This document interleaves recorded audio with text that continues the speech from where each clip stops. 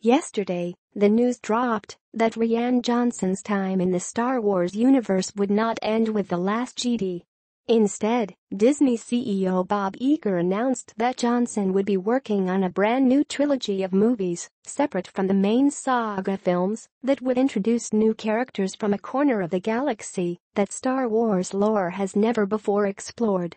Outstream video. It's big news that raises a lot of questions.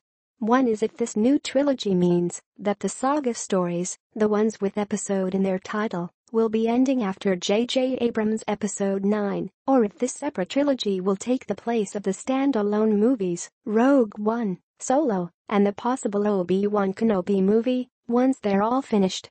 Another question is what a corner of the galaxy that Star Wars lore has never before explored means.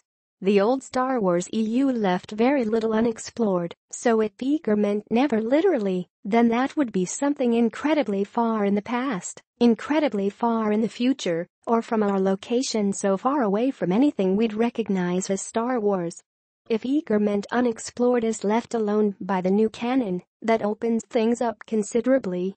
Disney has locked the new canon into stories set just before or just after the extant movies. That leaves open things mentioned, but not explored by the new canon. This feels slightly more likely than movies set in the Star Wars universe, but barely recognizable as such.